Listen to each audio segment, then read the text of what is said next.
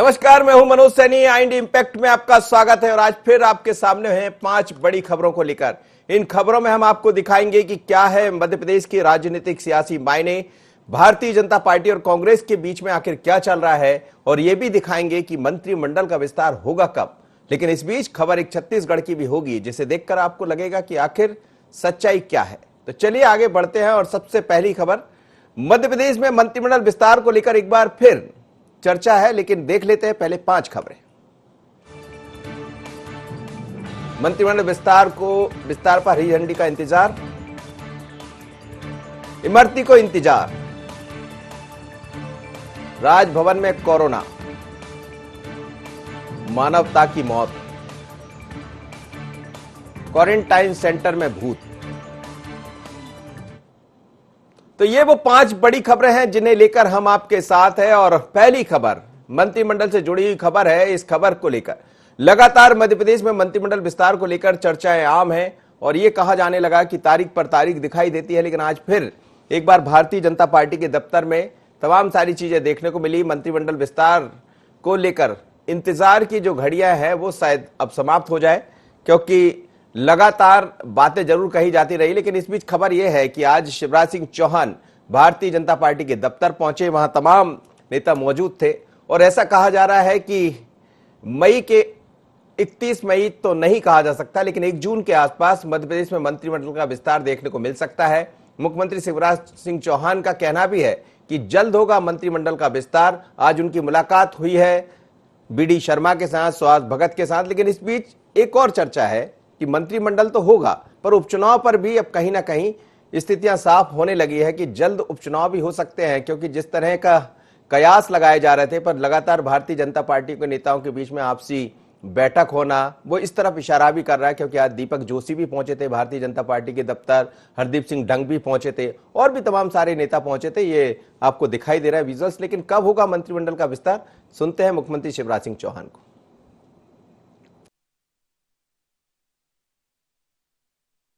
Lockdown है और मैं मर्यादाओं में बंधा हुआ हूं। सर, मंत्रिमंडल विस्तार कब से? जल्दी।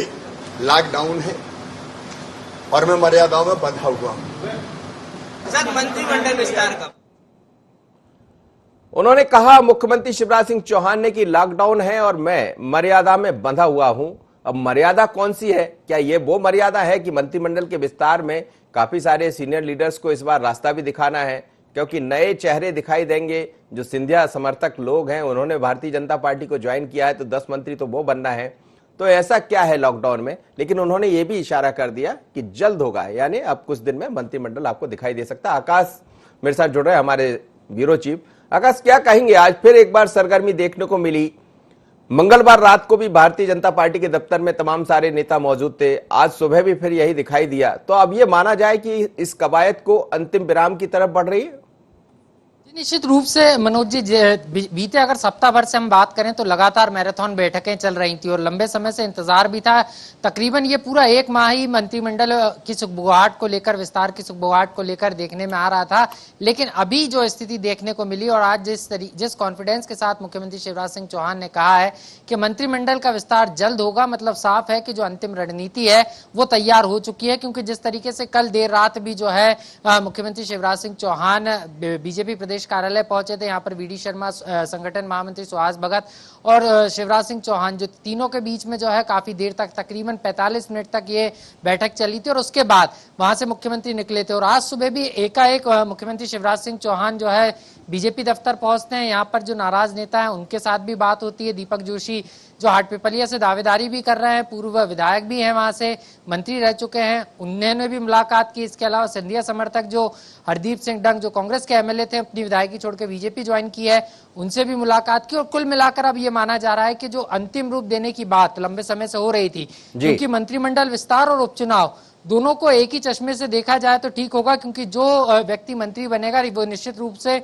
आगामी समय में उपचुनाव जो जब होंगे उसकी टिकट कहीं ना कहीं पक्की है। और यही कारण है कि मंत्रिमंडल विस्तार और उपचुनाव को लेकर, दोनों ही चीजों को लेकर सत्ता और संगठन समन्वय के साथ काम कर रहा है। यही कारण है कि मुख्यमंत्री शिवराज सिंह चौहान और संगठन की तरफ से प्रदेशाध्यक्ष वीडी शर्मा और संगठन महामंत्री सुहास भगत लगातार तीनों नेताओं के बीच में बैठक चली और आज जिस तरीके से लेकिन शिवराज मुख्यमंत्री सिंह का चौहान ये ने- कहना है कि लॉकडाउन है, मर्यादा में बंधा हुआ हूं।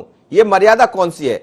लॉकडाउन की मर्यादा है या मर्यादा वो है जिसमें कुछ लोग बाहर होंगे, कुछ अंदर होंगे? तो अंदर खानों की चर्चा क्या है? क्या ये अंदर बाहर में भी मर्यादा देखना पड़ेगा मुख्यमंत्री जी को? जी निश्चित रूप से इशारे इसी तरफ है मनोज जी के अंदर बाहर में जिस तरीके से पार्टी की जो अंदरूनी कला निकलकर सामने आई है, नाराजगी सामने आई है, क्योंकि बीजेपी कैडर बेस्ड पार्टी है। जब बीजेपी फैसला लेती है उसके बाद विरोध के स्वर जरूर उठते हैं, लेकिन अंदर ही अंदर जो संगठन नेतृत्व है वो रूठों को मना लेता है। इसके पहले भी कई बार चुनाव में देखने को मिला है, जब प्रत्याशियों का टिकट काटा जाता है उसके बाद उनके विरोध के स्वर भी उठते हैं, लेकिन उसके बाद पार्टी उन्हें मना लेती है। और यही कारण है कि सत्ता और संगठन, जिस तरीके से मैंने पहले भी कहा, सत्ता और संगठन जो है समन्वय के साथ जो है इस स्थिति से निपटना चाहता है। और बीजेपी के लिए बड़ी चुनौती भी है, क्योंकि अगर जो सिंधिया खेमे के या जो 22 विधायक रहे हैं जिन्होंने अपनी विधायकी छोड़कर, मंत्री पद छोड़कर जो है बीजेपी ज्वाइन किया है, अगर उनको मौका नहीं दिया जाता है, वो नाराज हो जाते हैं, तो फिर बीजेपी के लिए चिंता बढ़ सकती है। यही कारण है कि बीजेपी किसी भी तरीके से अब कांग्रेस को मौका नहीं देना चाहती। इसीलिए जो है मंत्रिमंडल विस्तार के पहले पूरी तरीके से जो डैमेज कंट्रोल की कवायद है वो संगठन स्तर पर की गई। और अब ये माना जा रहा है कि जो अंतिम सूची है मंत्रिमंडल विस्तार की वो तैयार हो चुकी है। और कभी भी मुख्यमंत्री शिवराज सिंह चौहान खुद लॉकडाउन खुलने के बाद जो है दिल्ली जा सकते हैं, या तो सीधे राष्ट्रीय नेतृत्व से फोन पर चर्चा करने के बाद 1-2 दिन के अंदर जो है अपना मंत्रिमंडल विस्तार कर सकते हैं। चलिए, तो मंत्रिमंडल विस्तार की जो कवायद है काफी लंबे अरसे से चल रही, शायद अब उन पर विराम लगेगा और ये कहा जा सकता है कि शिवराज सिंह चौहान गुरुवार को या उसके बाद दिल्ली भी जा सकते हैं। सूची लगभग तैयार है। सूची में वही 8 चेहरे दिखने वाले हैं आपको जो कि समर्थक माने जाते हैं ज्योतिरादित्य सिंधिया के, जिन्होंने कांग्रेस का दामन थामा है। 2 मंत्री पहले ही बन चुके, 10 मंत्री बनाने की बात हुई थी, लेकिन इसके अलावा 13 ऐसे अन्य चेहरे होंगे जो भारतीय जनता पार्टी के जुड़े हुए हैं। लेकिन इस बार जो सीनियर लीडर, जो पुराने चेहरे आपको दिखते थे, हो सकता है उनमें 1-2 चेहरे कम हो जाए।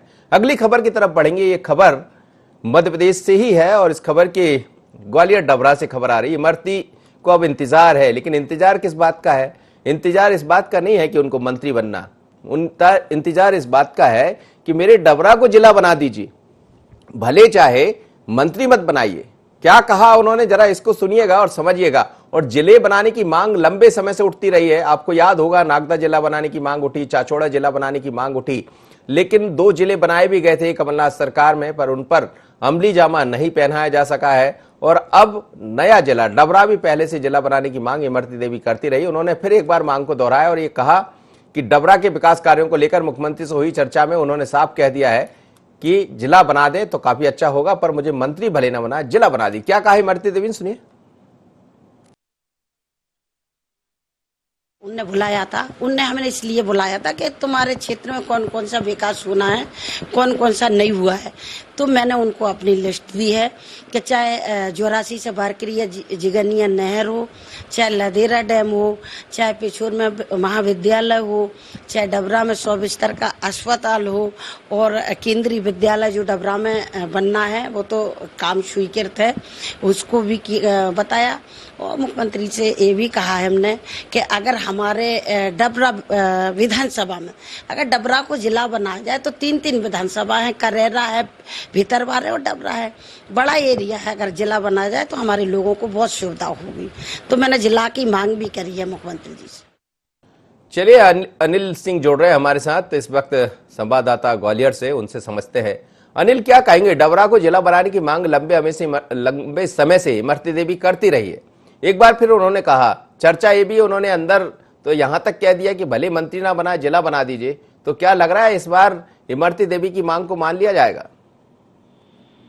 जी बिल्कुल, जिस तरीके से इमरती देवी ने अपनी मांग रखी है, उनका साफ तौर पे कहना है कि 2 दिन पहले ही वो मुख्यमंत्री शिवराज सिंह चौहान से मिली थी और उस दौरान शिवराज सिंह चौहान उन्होंने विकास कार्यों को लेकर चर्चा की थी और उन्होंने एक पत्र भी मांगा था कि क्या क्या तुम्हारी मांगे हैं, उन पर एक पत्र लिखित में दी थी। जिसके बाद उन्होंने जिस तरीके से उन्होंने बात कही थी कि एक तो नहर को लेकर उन्होंने मांग की है, साथ में जिस तरीके से विकास कार्य में जो डैम है उसको लेकर बात कही है, साथ ही जो 100 बिस्तर का अस्पताल है शासकीय उसको लेकर उन्होंने मांग की है, साथ ही इसके साथ उन्होंने विश्वविद्यालय है जो उसको लेकर भी मांग की थी। लेकिन उसमें जो प्रमुख मांग थी वो थी जिला बनाने को लेकर। तो करेरा पिछोर, डबरा और भितरवार, ये 4 जो तहसीलें हैं, जो तहसील के साथ जो विधानसभा है, उनको एक करके एक जिला बनाने की मांग इमरती देवी ने की है। उन्होंने जो प्रमुख मांग थी वो केवल यही थी कि जो डबरा विधानसभा है उसको एक जिला बना दिया जाए, एक जो तहसील है, कस्बा है, उसको एक जिला बना दिया जाए, ताकि और भी जो सुविधाएं हैं वो उनको मिल सके। तो एक ये बहुत बड़ी उन्होंने मांग की है। एक शिवराज सिंह चौहान से भाजपा में आने के बाद उन्होंने मांग की, तो कहीं ना कहीं अभी जो मांग की है तो उस पर विचार किया जाएगा, ऐसा उनका भी कहना है। चलिए अनिल, बहुत बहुत धन्यवाद आपको। लेकिन ये विचार इसलिए भी संभव है कि ये वही डबरा है और ग्वालियर चंबल में चुनाव होना है 16 सीटों पर, तो हो सकता है कि उसका असर यहां भी दिखाई दे और शिवराज जी इसको हरी झंडी भी दे दे। लेकिन इंतजार करना होगा। हर चुनाव से पहले जिला बनाने की मांग उठती है और इस बार भी 24 सीटों पर उपचुनाव है और एक नया जिला यानी डबरा को जिला बनाने की मांग इमरती देवी ने कर दी है। लेकिन क्या मंत्री नहीं बनेंगी, जिला बन जाएगा तो देखना होगा। अगली खबर की तरफ हम बढ़ेंगे। राजभवन सबसे सुरक्षित है, लेकिन राजभवन कैंपस में बड़े कोरोना के संक्रमण के मामले में अब 6 लोगों की रिपोर्ट पॉजिटिव आ गई है। भोपाल में आज मिले हैं 20 नए केस और इसको लेकर जो चर्चाएं बनी हुई है वो ये है कि जब 20 केस मिले हैं तो उसमें 6 राजभवन के पाए गए, यानी राजभवन में जो लोग काम कर रहे थे वो सुरक्षित नहीं थे। और आप देखिए अब वहां की जांच भी हुई है और उसके बाद से हड़कंप मचा हुआ है कि राजभवन में कहीं ये मामला कहीं और अंदर तक तो नहीं पहुंच गया। तो सुरक्षा की दृष्टि से अब काफी इंतजाम किए गए हैं, सैनिटाइज वहां पर किया गया है, बार बार देखा भी जा रहा है और जो लोग वहां पर नौकरी कर रहे थे उनको छुट्टी दी गई है।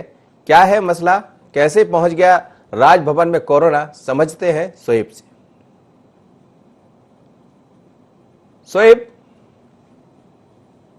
तो राजभवन में कोरोना देखने को मिला है, यहां 6 लोग कोरोना पॉजिटिव पाए गए हैं जैसी खबरें आ रही है और उसके बाद से हड़कंप मचा हुआ है। सोएब हमारे साथ जुड़े, हमारे संवाददाता सोएब से बात कर लेते हैं। सोएब, क्या कहेंगे, राजभवन काफी सुरक्षित है और माना जाता है कि सैनिटाइजर का इस्तेमाल करना, सैनिटाइज होकर अंदर जाना, ऐसी तमाम तरह की जो सुरक्षा के दृष्टि से काम किए जाते हैं, लेकिन कहां गड़बड़ हो गई कि वहां पर 6 कोरोना पॉजिटिव निकल आए?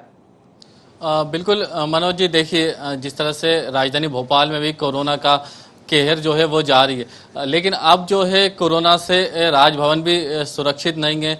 आम लोग देखिए राजभवन जा नहीं सकते, लेकिन जिस तरह से लगातार वहां पर चेकिंग भी होती रहती है, सैनिटाइजर का भी काम वहां पर लगातार किया जा रहा है। लेकिन जिस तरह से एक युवक जो है वो संक्रमण पॉजिटिव यहाँ पर मिला था और उसके बाद जो उनके माता पिता हैं वो भी पॉजिटिव उनकी रिपोर्ट आई। फिलहाल अब जिस तरह से बताया जा रहा है कि 6 ऐसे लोग हैं जिनकी जो रिपोर्ट है राजभवन में पॉजिटिव आई है। चतुर्थ श्रेणी के जो कर्मचारी हैं एक ही परिवार के, उनकी जो रिपोर्ट है वो फिलहाल अभी पॉजिटिव आई और तमाम जो लोग उनके संपर्क में थे अब उनकी हिस्ट्री भी यहाँ पर निकालकर और सभी की जांच यहाँ पर की जा रही है। इसके अलावा कई स्टाफ में कई ऐसे कर्मचारी हैं जिनको छुट्टी दे दी गई है। सैनिटाइजर का काम लगातार वहाँ पर निगम के द्वारा किया जा रहा है। फिलहाल देखिए अब राजभवन जिस तरह से काफी सुरक्षित जगह है, लेकिन यहाँ पर भी अब जो है कोरोना का जो संक्रमण है वो फैलता हुआ मनोज जी दिखाई दे रहा है।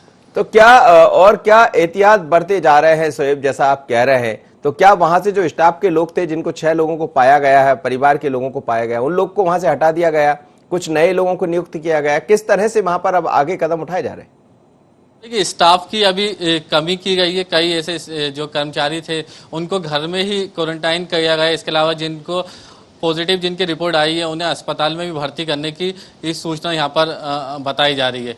इसके अलावा देखिए जिस तरह से जो सुरक्षा में जो कर्मचारी लगे रहते हैं उनकी भी टेस्टिंग यहाँ पर और सैंपलिंग लेने का काम किया जा रहा है। तो फिलहाल देखिए कोरोना का कहर पूरे भोपाल में जारी है और 1400 से ज्यादा जो है पॉजिटिव मरीज अब तक मिल चुके हैं। आज ही करीब 20 मरीज नए यहाँ पर पाए गए हैं। 50 से ज्यादा लोगों की मौत अब तक भोपाल में हो चुकी है। तो फिलहाल एहतियात प्रशासन की तरफ से बरता जा रहा है और आज इस तरह से राजधानी भोपाल में देखने को मिला है कि जो कई बाजार काफी दिनों से बंद थे अब उनको भी खोल दिया गया है। जब एक पॉजिटिव मरीज मिला था तो पूरे शहर में लॉकडाउन कर दिया गया था, लेकिन आज की स्थिति में 1400 से ज्यादा पॉजिटिव मरीज राजधानी भोपाल में है और उसके बावजूद देखिए अब जिस तरह से आर्थिक स्थिति को सुधारने के लिए और आम जिंदगी को पटरी पे लाने के लिए फिलहाल अब जो है बाजारों को भी खोलने की कवायद यहाँ पर की जा रही है। लेकिन जिस तरह से सोशल डिस्टेंसिंग का भी पालन कई जगहों पर मनोज जी देखने को नहीं मिल रहा है और आने वाले समय में अब देखिए क्या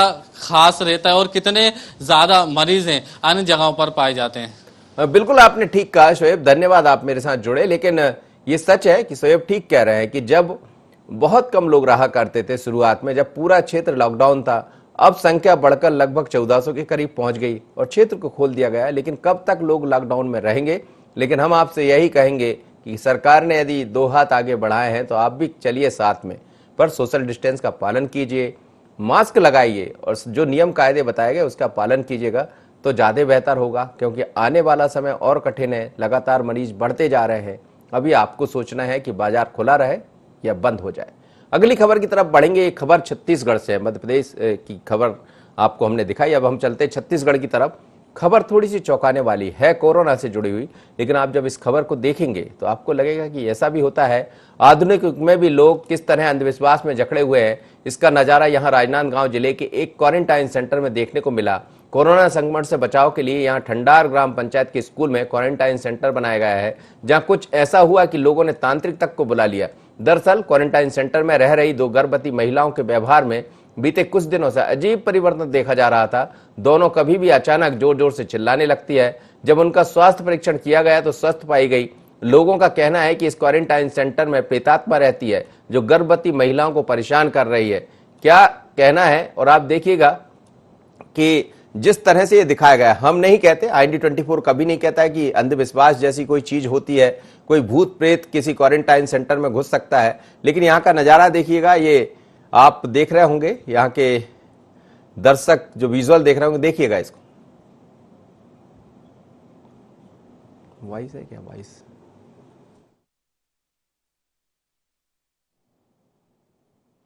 तो ये वो तस्वीरें हैं जो आपको दिखाई दे रही है, जिसमें भूत उतारा जा रहा है। प्रेतात्मा आ गई है क्वारंटाइन सेंटर में, और यदि प्रेतात्मा भगाने से, भूत क्वारंटाइन सेंटर में प्रेतात्मा दूर करने से यदि ये सब ठीक हो जाए, कोरोना भाग जाए, तो हमें लगता है हर आदमी अंधविश्वास के जकड़ में हो जाएगा और वो तांत्रिक को बुलाने लगेगा। देखिए क्या हो रहा है, 2 महिलाएं यहाँ गर्भवती हुई है और उसके बाद जब उनकी तरह तरह की आवाजें, चिल्लाने और ये तमाम सारी चीजें आई तो फिर वहां पे प्रेत आत्मा को बुलाया गया। क्या क्या हुआ ये आप तस्वीरों में देख रहे हैं, सुन लीजिए जरा क्या कहना है। टोना जादू वाले आए का बोलत रही तुम्हारे? वो भूत धर ले रही से कि बोली से लड़का माना जो अंदर में रही से मकाम में थे ना, ओकर से थी वही डॉक्टर उक्टर वर सरपंच है बुला रही से, इलाज भी करवाई से। अब ओकर से नहीं हुई तो फिर बेगो गनान के दवाई गोटी बांध के फिर वो ठीक हुई से। तो का ठीक हो गया? हाँ, केजरी से 2 जन और दोनों गर्भवती में। सूचना मिली थी कि ऐसी ऐसी घटना है करके। उस घटना के बाद से स्थानीय प्रशासन, पुलिस प्रशासन गई थी, जनपद के कर्मचारी भी वहां पर गए थे और मामला समझाने की कोशिश की गई थी कि ऐसा कोई भूत प्रेत वाली बात नहीं होती है। वहां कुछ लोग, उनके परिजन लोग भी क्रोधित थे इस बात को लेकर। फिर हमने स्वास्थ्य विभाग की टीम को बुलवाया, समझाने की कोशिश की कि भूत प्रेत वाली बाधा नहीं होती है। तो स्वास्थ्य विभाग की टीम जो है मान मनोबल करके उनको हॉस्पिटल दाखिला कराया। वहाँ उनका संपूर्ण जांच भी हुआ था और वहाँ पे मनोचिकित्सक के रूप में उसकी काउंसलिंग भी कराई जा चुकी है। तो ऐसी कोई घटना नहीं मिली है। तो आप देख रहे हैं ये दिलचस्प नजारा था क्वारंटाइन सेंटर का, जो कि राजनांदगांव के एक नजदीकी गांव में बना हुआ है सेंटर। लेकिन वहां ऐसा लग रहा है जो लोग को क्वारंटाइन में रखा गया है उनको लगा कि प्रेतात्मा आ गई और प्रेत को भगाने के लिए बाकायदा तांत्रिक भी वहां पहुंच गया। 2 घंटे ये सब कार्यक्रम चलता रहा, उसके बाद फिर तांत्रिक आया, रात में भी ये सब चलता रहा, लेकिन उनका भूत नहीं भागा, क्योंकि भूत होता ही नहीं है, प्रेतात्मा होती ही नहीं है। आप देखिए क्या कह रहे हैं सूर्यकांत यादव, हमारे संवाददाता, उनसे समझते हैं। सूर्यकांत क्या कहेंगे, कितनी देर तक ये सब चलता रहा, झाड़ फूंक का सिलसिला? और आदिवासी क्षेत्र है, ऐसा कहा जाता है कि इन चीजों पर काफी विश्वास किया जाता है, तो क्या ये उसका असर है या वास्तव में ऐसा मान लिया जाए कि प्रेतात्मा, हालांकि ये सब अंधविश्वास होता है, कोई प्रेतात्मा जैसी चीज नहीं होती है? निश्चित तौर पर मैं आपको बता दूं, प्रेत आत्मा जैसी कोई चीज ही नहीं होती। अभी आधुनिक युग में ये सभी बातें जो हैं धक्यानुसी बातें ही हैं। ग्रामीण क्षेत्रों में इस तौर का जो है असर आसानी से देखा जा सकता है। वहीं राजनांदगांव जिले के जो गंडई क्षेत्र है उसके अंतर्गत ढांडर गांव में जो है इस तरीके की तस्वीर नजर आई, जहां 2 गर्भवती महिलाओं को जो है भूत को लेकर जो है एक अफवाह ऐसी उठी कि तांत्रिक को बुलाना पड़ गया और तांत्रिक द्वारा लगभग जो 1 से 2 घंटे जो है झाड़ फूक की गई। उसके बाद जो है मौके पर ग्रामीणों ने पहुंचकर तांत्रिक से पूजा अर्चना करवाई। क्वारंटाइन सेंटर में जो ये पूरा मामला चलता रहा, जिसके बाद प्रशासन अमले को सूचना दी गई। नायब तहसीलदार वहां पहुंचते हैं और ग्रामीणों को समझाते हैं कि इस तरह की कोई चीजें नहीं होती, और महिला को जो है फिर उसके बाद जो क्वारंटाइन सेंटर से निकाल कर और प्राथमिक उपचार के लिए जो है भेजा जाता है। चलिए, बहुत बहुत धन्यवाद सूर्यकांत, आप मेरे साथ जुड़े। और इस तरह की बातें हैं, आज आधुनिक युग में हम सब जी रहे हैं, लेकिन कहीं ना कहीं आज भी लोगों को समझ नहीं आता। लोग समझते हैं कि प्रेत आत्मा, भूत, पलीत ये सब होते हैं, लेकिन वायरस तो जब ही भागेगा जब आप मुंह पर मास्क लगाएंगे, सोशल डिस्टेंस का पालन करेंगे, वरना फिर प्रेत भी नहीं आके बचा पाएगा, जिस तरह की कोरोना के बारे में कहा जाता है। तो ऐसी खबरें भी कई दफा देखने को मिलती। अगली खबर, अब हम बालाघाट चलते हैं, मध्य प्रदेश के बालाघाट। अब बात बालाघाट जिले की एक ऐसी तस्वीर सामने निकल कर आई है जिससे प्रशासनिक व्यवस्था की कली खुल गई, बल्कि इससे यह भी साफ जाहिर हुआ है कि प्रशासनिक अधिकारी और कर्मचारी कितने असंवेदनशील है। शनिवार की शाम को एक युवक ने जहरीले पदार्थ का सेवन कर लिया, जिसे गंभीर हालत में अस्पताल में भर्ती कराया गया, जिसकी मंगलवार को इलाज के दौरान मौत हो गई। अस्पताल के कर्मचारियों ने कोरोना के डर से शव को हाथ नहीं लगाया। हद तो तब हो गई जब पोस्टमार्टम हाउस तक ले जाने के लिए परिजन को स्ट्रेचर पर नहीं मिला, लिहाजा परिजन को युवक के शव को चादर में लपेट कर ले जाना पड़ा। बालाघाट की ये तस्वीर है और ये बता रही है कि मानवता की यहां मौत हो गई। कितने शर्मसार करने वाली ये तस्वीर है, जिसमें ये दिखाई दे रहा है कि चादर में शव को रखकर ले जाना पड़ा है। उनको लगा, वहां जो जिम्मेदार लोग हैं उनको लगा कहीं कोरोना ना हो, नहीं तो कोरोना की जद में हम लोग भी आ जाएंगे। मौत से मत डरिए, चिंता इस बात से करिए कि कहीं कोरोना क्या ऐसा होता है। यदि आप जिम्मेदार लोग हैं अस्पताल के, आप इस तरह की हरकतें कर रहे हैं तो फिर तो क्या कहा जाए। लेकिन हम आपसे कहेंगे कि कोरोना ऐसा नहीं होता है जिस तरह से यहाँ दिखाया गया कि मृतक होने के बाद भी व्यक्ति को चादर में लेकर जाना पड़ा। ये सवाल उठता है स्वास्थ्य महकमे पर। क्या कहना है वहां के लोगों का, जरा सुन लेते हैं।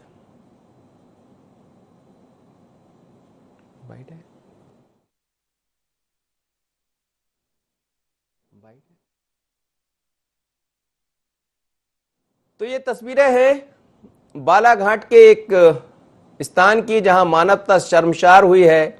एक व्यक्ति को पहले मौत हो जाती है जहरीला पदार्थ खाने के कारण, उसके बाद उसको स्ट्रेचर भी नहीं मिलता है और चादर में लपेट कर ले जाना पड़ता है। डर इस बात का था कि कहीं कोरोना ना हो इस व्यक्ति को, और हमने इसको छुआ या इसको स्ट्रेचर पर रखा तो हम सब इसकी जद में आ जाएंगे। बहुत दुखद तस्वीर है ये और मानवता को शर्मसार करने वाली है। और ऐसा लगता है कि यहाँ तो मानवता की ही मौत हो गई जिस तरह से ये दिखाया गया। कोरोना का इतना डर, पर दूसरा पहलू इसका ये भी है कि कोरोना से लोग डरे हुए हैं। डरना नहीं है, लड़ना है आपको। चलिए, ललित लक्ष्मी दुबे हमारे ब्यूरो चीफ है बालाघाट से जुड़ रही है हमारे साथ। लक्ष्मी, क्या कहेंगे आप, ये किस तरह का एक नजारा है जो मानवता को शर्मसार करता है, बल्कि ऐसा लगता है कि यहाँ तो मानवता की ही मौत हो गई। एक व्यक्ति को ले जाया जाता चादर में, मृतक है, उसको स्ट्रेचर भी नहीं दिया जाता, तो क्या कोरोना का इतना डर है? जी मनोज, ये एक बहुत पीड़ादायक मामला सामने आया है और अस्पताल प्रबंधन की लगातार लापरवाहियां सामने आती रही है, लेकिन ये एक ऐसी लापरवाही है जो शर्मसार कर देने वाली है। कोरोना के डर से अस्पताल प्रबंधन इतना डरा हुआ है कि एक मृत व्यक्ति की लाश को चादर में बांधकर व्यक्ति के परिजन ले जा रहे हैं। बहुत शर्मनाक घटना है। फिर क्या इसमें कोई कार्रवाई हुई है? जब इस बात को उठाया गया, लगातार IND24 इस खबर को दिखा भी रहा है, तो क्या कहीं कोई कार्रवाई हुई? इसमें कभी सोचने को मजबूर हुआ है क्या वहाँ का प्रबंधन? जी हाँ मनोज, अभी तक तो अस्पताल प्रबंधन और जिला प्रशासन दोनों किसी तरह से चुप्पी साधे हुए थे, किसी तरह से कोई जवाब देने तैयार नहीं थे। लेकिन IND24 की लगातार खबर के बाद, लगातार जब IND24 ने सुध ली तो CMHO द्वारा जांच कराने की बात अभी फिलहाल कही गई है। चलिए लक्ष्मी, बहुत बहुत धन्यवाद, आप मेरे साथ जुड़ी। तो IND24 की खबर का असर हुआ है, लोगों ने इसको देखा, जिम्मेदार अफसरों ने इसको देखा, तो जांच की बात कही गई। लेकिन जांच कैसी होगी? काम करने वही लोग जांच करेंगे, उन्हीं ने ये सब कर दिखाया। उनको डर लग रहा था कोरोना का। हम आपसे यही करेंगे कि कोरोना से डरिए मत, लड़ना है हम सबको मिलकर। डरेंगे तो फिर कोरोना नहीं भागेगा। कोरोना को भगाना है तो लड़ना है। चलिए, चलते रहिए। ये 5 तरह की खबरें थी जो अलग अलग रंग लेकर हम आपके सामने प्रस्तुत होते हैं। मिड सेशन में दिखाते हैं कि मध्य प्रदेश छत्तीसगढ़ की राजनीति क्या कह रही है वो भी दिखाते हैं। इस तरह की खबरें जब आती है कि आज के युग में भी भूत प्रेत पर लोग विश्वास करते हैं। फिर मुलाकात होगी मिड सेशन में, मुझे दीजिए इजाजत, नमस्कार।